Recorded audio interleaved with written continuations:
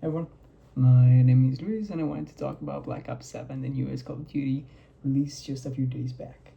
Uh, I got done with it over the weekend and I went through the campaign, played a little bit of the multiplayer, zombies. I attempted an Easter egg run that didn't go so well.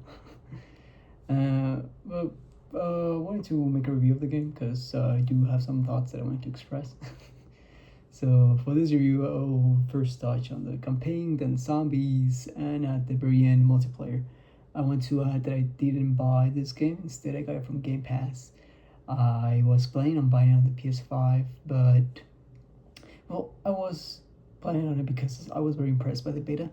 I played the beta over the weekend too, and it was pretty good.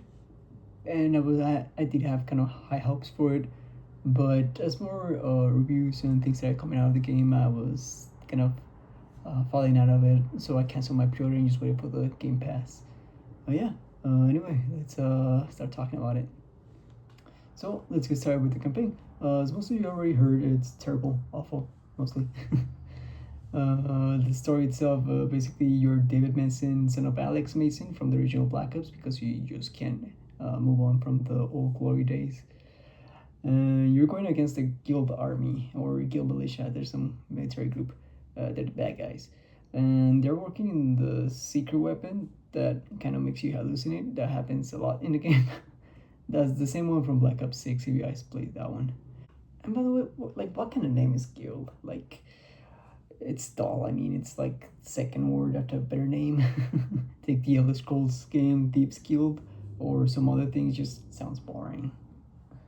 Regardless of my thoughts on the boring name, the story has your team infiltrate a town controlled by this guild group. It's basically a Warzone map, like a battle royale map. It seems like a Blackout's it's more like that size. The big gimmick about this is you are infected by the secret weapon, so you're tripping balls the whole campaign. Not in the Far Cry kind of fun way. It's more like a fentanyl addict kind of way. So you battle through their small country-sized army and discover their secret plans, beat them, and then use roll credits. So this campaign, and the reason why it's related a lot to Black Ops 2, which is in my opinion one of the best Call of Duty games, it's because it's supposed to be a sequel to it.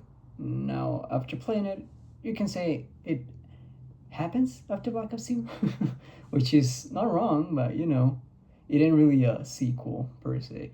Raul Menendez, the bad guy from Black Ops 2, does appear in the campaign as a video. Technically, he's a deep fake, which is kind of obvious since the game kind of alludes that you kill them, which is one of the endings of the original Black Ops 2 game. And I mean, to start, they chose the worst ending.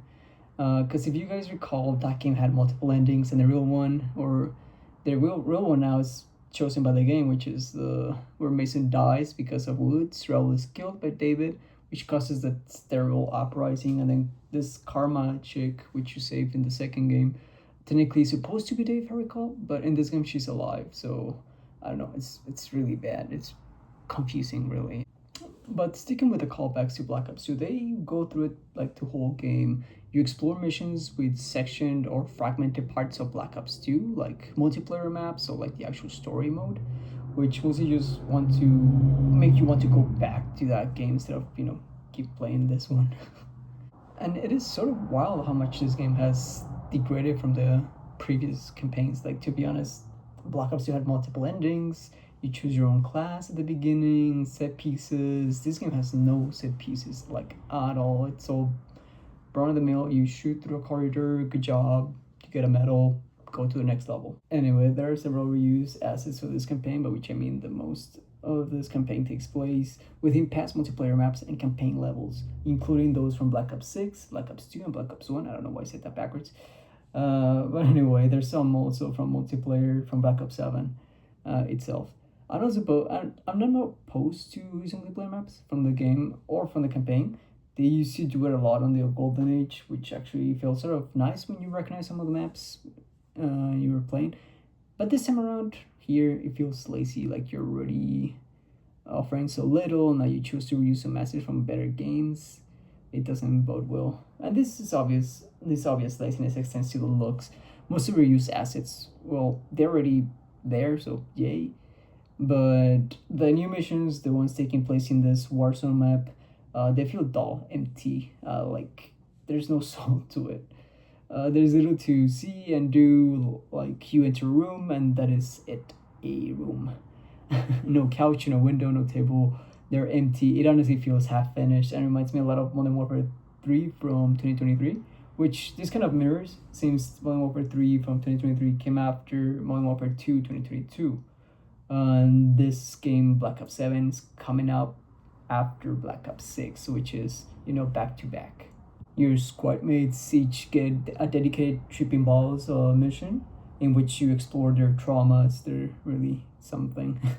They're honestly very forgettable and bland. They don't do much for them, mainly because they get over them very fairly quickly and by shooting hundreds of zombies, and mostly it's not them, it's actually just you, because I mean that's how trauma works, I guess. Which, by the way, the story is co-op. It's not meant to be played solo. There are no difficulties to choose from. I used to play Call of Duty on veteran difficulty. I guess I don't anymore. This is straight online. You can't even pause the game. If you idle for too long, you actually get a warning that's gonna kick you out. By the way, make sure that you always finish your missions, because if you don't, and if you exit out of the game, there are no checkpoints, so you have to start the whole level from the beginning again. But yeah, aside from that, the story missions are really something to look forward to. There is little variety and not set pieces like at all. You don't ride a motorcycle out of a collapsing building or jump out of an explosion or even fly a ship. You actually do ride a ship. It's kind of weird. Uh, it feels lackluster. There are boss fights in the game which honestly feel out of place. They seem more adequate for the zombies mode. But even in those modes, they're a bit more intricate. Here it's just like, oh, the bad guy has a red bulb on it, just shoot it until it explodes and you win. Characters here have zero to no progression. They simply say they're over the traumas and move on. It's like Silent Hill if the only way to play it was to speedrun through it with all the cutscenes skipped. The structure of this co-op campaign is basically one mission is regular. By that I mean like pass cods. You go somewhere unique, do something, extract, the end. The other half of the missions are open world or in this Warzone map that I've been telling you guys about. It's like Modern Warfare 3, but a bit bigger. They're very bare bones missions that send you exploring these empty rooms and you're really doing anything special. You kill people, do the thing, leave. All of this is taking place in empty looking warehouses or, the good old laboratories all white. It grows very boring very quickly. But apart from all of that, the campaign leads you to the end game, which is an extraction shooter like mode that you unlock after the ending of the story. In end game, you do contract like missions like in DMC or WMC, and I didn't really play this mode a lot. I used to play like a little bit after finishing the campaign. The campaign, after you finish it, it puts you into this mode. It's like Call of Duty Zombies in World War II. So I can't really speak to it, but I can tell you how it affects the actual campaign of the game. You see, this end game mode actually dictates the way you play the campaign, the progression at least. The campaign is directly linked to your progression, so you can unlock camos, work through battle pass, level up, all that good stuff. But this means the enemies actually have health bars now and different levels, such as Titans, Commandos, like a looter shooter, which this game is not. You progress your weapons rarely through a single-use upgrade machine, but the health of the enemies actually progresses too, which means you don't really get an upgrade. You keep making the same damage, which makes the whole upgrade system kind of useless. There are some cool powers though. From previous games you can use. There's a grappling hook, an exo boost, and a grenade that spawns zombies to help you. It's really weird. There aren't really any novelties because they were in the past games, but it's nice that they're here, so at least it makes the bearing bearable. Overall, though, the campaign is not difficult. It's obvious that they wanted to be centered around co-op. This amount of enemies at a time, it's sometimes overwhelming for a solo player, but it's not hard per se. It's just other things you have to juggle sometimes. I honestly I didn't think I died in the game. I went down because you can go down and then revive yourself with a self revive from like Warzone and all that stuff, which kind of feels weird when you compare Warzone to the campaign, but that's what they did. To conclude the campaign portion, I think it was boring. it takes you to interesting places. You have previously been on better games. It doesn't go deep enough in the characters to make them interesting, like what Mason went through on the original Black Ops, or David himself on Black Ops 2. The upgrades are only surface level and were done way better in Black Ops 3 and Black Ops 6. Overall, I did not enjoy it, and if you could skip it, I mean, do it. So now let's talk about the zombies a little bit. Played this mode for some time. I did not play as much as multiplayer or the campaign. My early thoughts are it's okay. I have always preferred the more traditional maps. I started playing zombies back in Black Ops 1, and since then I have played all the other installments and even returned to World at War. Sorry. I'm not the most avid player, but I have completed some of these rigs, mostly Cold War. Oh, Black Ops Cold War. I did all those Easter eggs, including the Outbreak mode, and I've done some for the other non-Treyarch published games, including Infinite Warfare, Advanced Warfare, and World War II. I think this map is more of an extension to what we were seeing in Black Ops 6 instead of an outright progression. So this map, from what I've gathered, it's kind of a spiritual successor to Transit from Black Ops 2, and they're somewhat similar, but not really. The points of interest in this new map are not as interesting as before in Transit, and you in turn drive your own car instead of taking the bus. And this car, like the bus, you can actually upgrade it, add little features to it. You can actually make it a weapon, multiple. And the mode, from what I've played, is kind of harder than Cold War and Black Ops 6. The zombies are way faster, more aggressive, which makes it more difficult. I attempted the Easter egg by myself and got like 1 for them. It actually does have you interacting with a bunch of things. It's a bit too long for my own taste. I do like the involved Easter eggs. I've played through the Infinite Warfare zombies, which had you doing like a bunch of stuff. But there was this giant craft map that had you doing chemistry. But I feel like this one's just a bit too long for me. So this mode is not really a return to form, as they always state in their videos. It's the points of interest themselves are not as interesting as before in Transit. I do like the novelty of having the Ascension, callbacks, Diner, and even the farm, but they're not as extensive as the past ones in Transit. Which, like for example, the town in Transit that made itself its own map, which was pretty cool. And here it doesn't feel as nice, and I think it's mostly because of the new movement systems they have. You do have zip lines, you have jumping pads, and the vehicle, and I feel like these are too many elements and it could have been just simplified. And the scale of the map is a bit too big. It feels like it's lacking detail and could have been benefited more if it was made more small. The pack and punch machine itself is now located within the car that you drive, which makes it easier to access. Like it's really available. And well, talking about the car, actually, it's sort of weird. You get attacked a lot on it. There's some mines like things everywhere in the road that you have to avoid.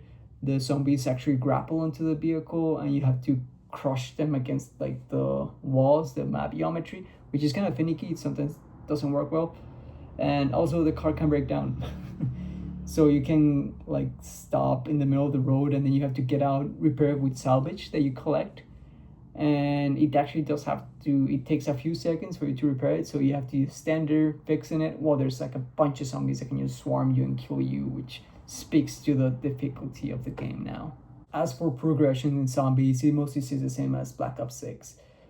With this, I mean the elements, the perks. You do get also the cast from Black Ops 6 and the inclusion of Premise, that they're the original class from the past Black Ops games. But that's more like in tone with the story mode, so people that are looking forward to just playing the game are probably not gonna care because you can still use any operator you want or any skin you want. I did actually get to use the new weapon, which is a gauntlet. It's not good for crowd control, which is mostly what I look for in like the new special weapons. But it's fun. I do like how you can actually shoot the thing and then retract the bullet. It's kind of cool.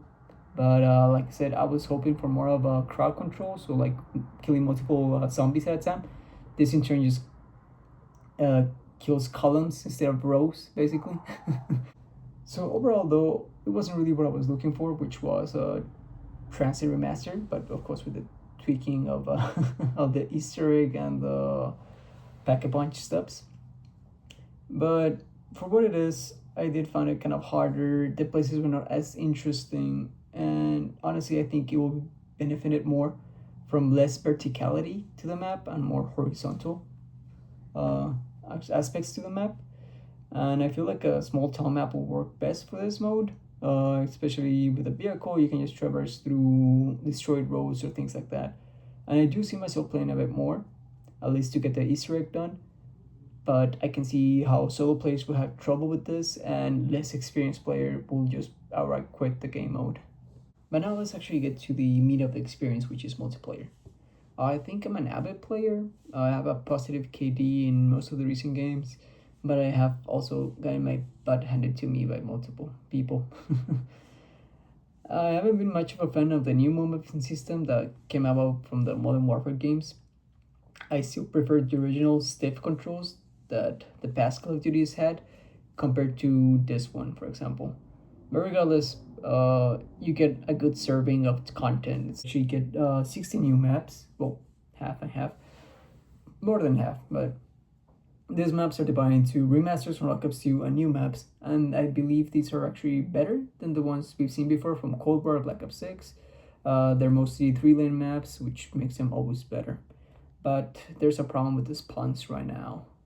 I've been killed from the spawns from behind a few too many times to count, and honestly, it's getting infuriating. But I suppose it's gonna be patched in a few updates, so not to worry. The other maps from Black Ops 2 are alright. I've kind of grown tired of them because they keep remastering the same maps for every other Black Ops game, which is getting boring and stale. But the different movement system kind of impacted these returning maps. It makes them feel less nostalgic and just outdated. The guns themselves are pretty good. I think there's a good variety. There's not too many of them, but I think they're serviceable. There's also the camos, which is this grinding now because you don't have to go up to 100 headshots, I believe. It's now just 80. So you can start getting those knocked out pretty quickly now. And now I am a console player, so I play with controller. And the aim assist has indeed been changed. It basically has less pull on moving enemies. And while I've been getting used to it, it is clearly saying me at a disadvantage. So I have disabled crossplay for PC and have been mostly playing with console players. I do have to say it feels a lot different than the beta. It basically feels worse. I did enjoy the beta a lot, so it does kind of disappoint me that this change has been made. And I do find myself getting more frustrated per match than having fun. SVMM is supposed to be gone in this game, but every time I perform well, it feels like it puts me in a lobby with tryhards and I get my ass whooped basically. And then after that, I actually get placed in a lobby with the less experienced players, which makes the going a bit easier, which is interesting, but I don't know. I mean, I don't have any data for this. It's just have experience. But regardless of that, there's also the perks. They were changed a little bit from the last game. Since before you could actually start 3 perks from the same color and get an extra perk. Now you can actually start 2 perks from the same color and an extra one from another color and still get an advantage or like a free perk, which is better for choices. But if you already have your 3 perks chosen from before, you're probably gonna keep those. So I mean, there's variety, but I don't think many people are gonna engage with it. And I can't really judge this mode completely because I know more changes will come or more things will be added. The meta will change, maps will be added, but out of the gate, it feels more twitchy than before and a faster pace.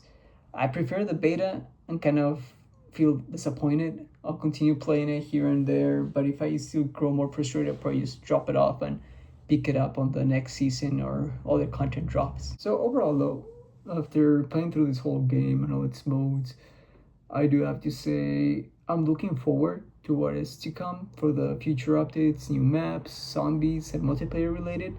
The campaign is a done deal, so that's trash. And the end game, I'm really interested. I'm not as engaged as I was with DMC from Modern Warfare 2. But overall, I feel like I'm disappointed, and I have to give this game a 5 out of 10. I did not really enjoy it from the get go. I hope I can fall a bit more into his favor as I go through it and more content is added. But overall, I was disappointed because of most of the relation that they were trying to make to Black Ops 2, which is a far better game than this one because of basically everything. But yeah, that's my video. I hope you guys enjoyed, and I hope I prevented you from buying this game because I don't think it's worth $70, at least not right now. And yeah, I hope you guys have a great day and have fun.